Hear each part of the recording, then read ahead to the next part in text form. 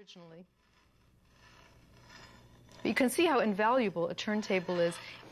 Now, here's what I'm going to do for the sides of the cake that's special. I've toasted walnuts because it's always more delicious to bring out the flavor of the nut.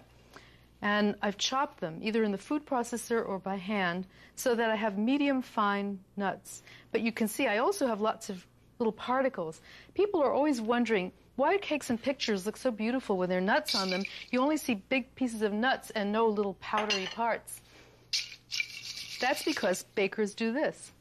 They sift with a giant colander or small colander or a strainer, coarse strainer, and look at all the flour that's coming out. This is called nut flour. So you can see that a lot of it's coming out, and now I have just pure chopped nuts for the most part.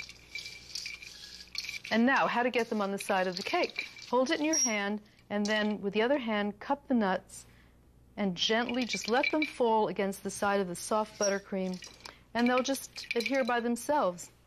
So now you're going to have the wonderful crunch of walnuts, because walnuts and chocolate are a synergy. Synergy means two ingredients that are better than either one by itself.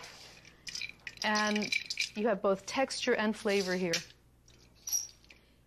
You don't have to worry about coating it so that you can't see any buttercream, because it's actually attractive seeing the buttercream. I think for food pictures they actually put them in one at a time, but we're not doing that here. We're just having a nice homemade look that's all the more appealing. Set it down, use a little angled spatula, and then let it slide out and look perfect side.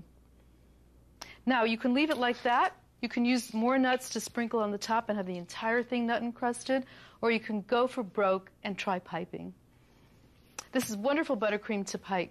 You can use even one of the zip seal type of bags instead of an official paste piping bag, or you can use a disposable piping bag, which is terrific because you just throw it away when you're done.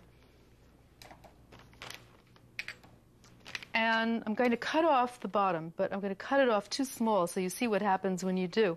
Never cut just straight across, because then when you open it up, you have a funny little hole.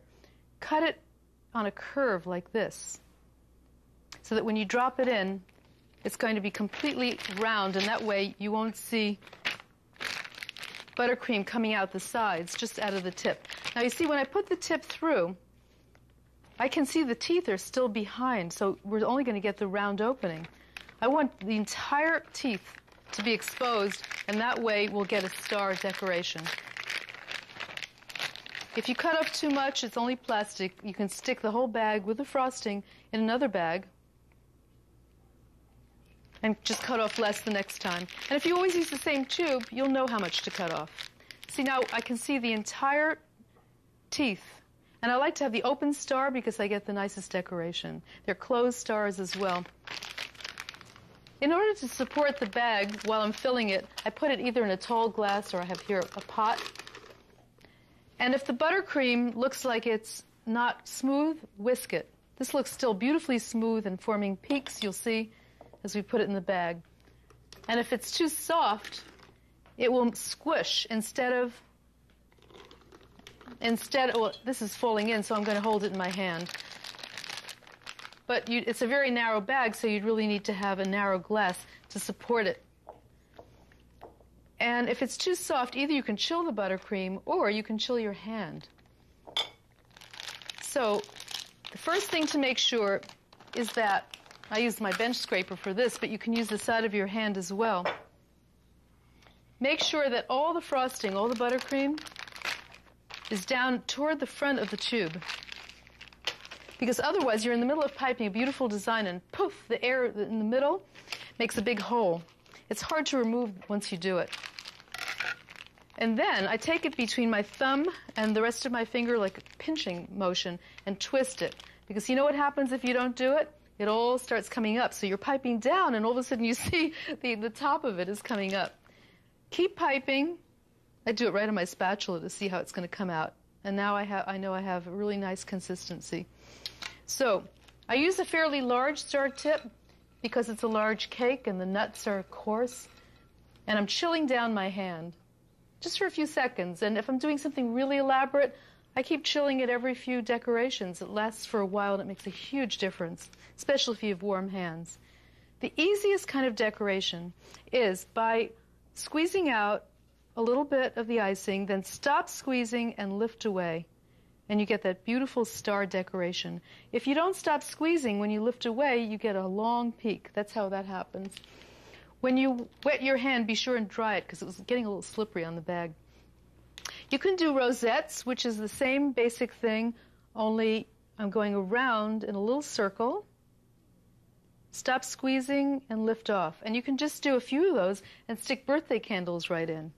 But once you get really good, my favorite is the shell border.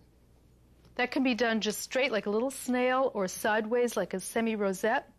But the easiest way is to do the straight, where you start piping and then back away, gradually releasing, and then lift away.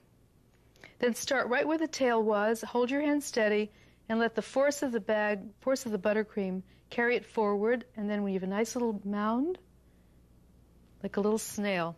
And you can see from the side that it's like a scroll on a violin. Do one more, and then I'll show you the sideways shell. That's half rosette, half shell, where you start off making a little rosette, half rosette, and then instead of going all the way around, finish off with a tail. Then start at the end of the tail, another little semi-rosette, keep going. And you know, it is just buttercream, so if you mess up, just take it off. I steady my spatula hand always with my other hand and lift it away.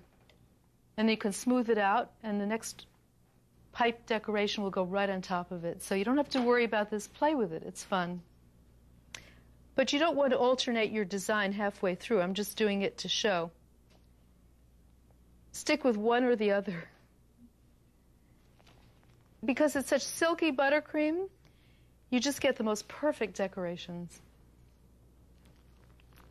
And as you start using up the buttercream, just keep twisting. I've never unlocked my fingers because the no-no of piping is to have it come up the top. That's why when you use a zip seal bag, it's closed. So when you let kids do that, you don't have to worry about it coming out anywhere but the front. It will still get all over everything, but not quite as much. I've just showed you how to do these different decorations to see how easy it is to do. But of course, stick to one decoration. It's a lot prettier. I hope you're thoroughly convinced now that it's well worth making a syrup and doing a neoclassic buttercream to have a silky buttercream instead of the old-fashioned powdered sugar gritty one.